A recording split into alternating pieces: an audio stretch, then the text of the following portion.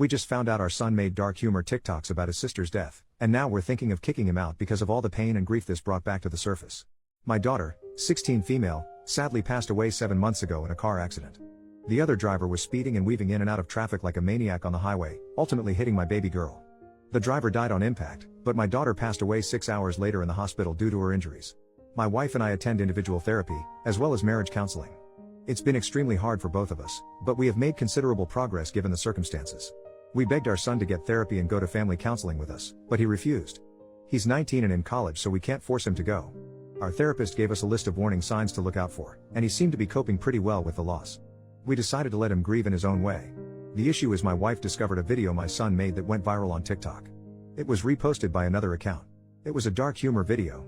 There was captions that said before and after getting my driver's license, which was her school picture, and then a picture of her gravestone and the totaled car. The 3,000 plus comments were extremely messed up and had similar jokes. We found his account, which had more than one video like this. Us Then versus Now, which had a baby photo of them and then cut to a selfie of him next to her hospital bed before she died. There were in total 5 different posts similar to this, each similarly more disgusting. My wife was inconsolable. She had a severe mental breakdown. I had to take her to the ER so she can be sedated and given fluids due to her vomiting and hyperventilating. I confronted my son, who defended himself saying he uses these videos to cope with her death. That dark humor is the way he grieves. I could barely look at him. I told him to pack his things and stay with his grandparents. He was angry and said we both need to move the FCK on and stop taking our grief out on him. It's been 2 weeks and my wife doesn't want to be anywhere near my son anytime soon. I can't say I disagree. It's been like giant 10 steps back for both our grieving process. Our son gone was supposed to be temporary, but my wife and I think it's time for him to move into an off-campus student apartment to give us all some space and establish boundaries. We haven't told him this yet, but we plan to when he returns home next week. While he was away, he did apologize in a text to both my wife and I. However, he still insists it wasn't wrong for him to post those videos publicly for millions of people to see. He believes we are being too dramatic and taking it too personal. It took me threatening to disown him before he took down the videos. A few of my friends think we are going too far by essentially abandoning him and kicking him out of our home. They said to keep in mind he's still a young stupid kid, and he's digging in his heels because he wants attention. We'll be paying for his rent, but he will have to cover the other costs himself, food, gas, since that's the most we can afford right now. He will have to get a part-time job while going to class. We still love our son, of course, but neither of us can handle this right now for the sake of our marriage and mental health. Honestly, I think I need to put my wife first here, and if that means he needs to leave, then I'll do that for her. Plus he's 19, turning 20 soon, so it's not like he's a child. I just feel sort of guilty still and would like some outside thoughts.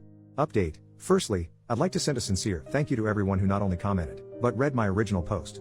This is a very dark and vulnerable time for my family. We are lost, confused and battling with a grief that has consumed us so entirely it hurts to physically breathe most days. Secondly, my son is a good man, son and brother.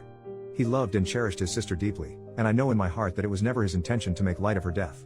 Nor would he ever intentionally hurt his mother, myself or anyone.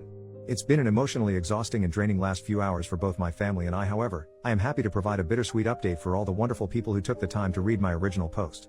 You all helped me realize I needed to act now and fast if I were to ever repair our family. I called my son on the phone after reading the comments. I asked him why he posted those videos. He said he was just hurting. We were quiet for a while. His voice broke when he asked if me and his mom still love him. I failed my son. I failed him. What he needed was a father who gave unconditional love, support and protection. He needed his dad. I was too stupid, selfish and angry to see he was hurting more deeply than any of us. We lost our daughter, but he had lost his sister. We needed him to be the strong, mature son for his broken parents. The brave one. The one to shoulder our pain. We took his cry for help as him kicking us while we were down. My wife and I immediately left to go pick him up and bring him home. What I saw was a broken little boy needing his mom and dad. Not the pathological monster that our grief painted him as. He had visible bags under his eyes and lost a lot of weight, and we were too blind to see it. We both profusely apologized and will be showing him how sorry we are for the rest of our lives. We vowed to do right by him. We all cried together on the couch for a while.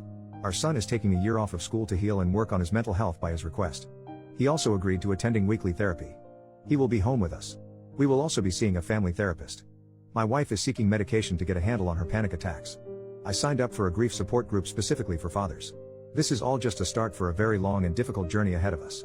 Thank you everyone for giving me a major kick in the ass and a wake-up call. I may have lost a daughter, but I will not be losing my son. Not now or ever again. This community can move mountains, and affect the lives of real people facing real issues. I've learned a lot about what grief means for different people. No one's grief is invalid or wrong, and everyone handles it differently. This is a lesson I'll carry with me for the rest of my life. This morning I am making pancakes and bacon while my son and my wife watch Netflix in the family room.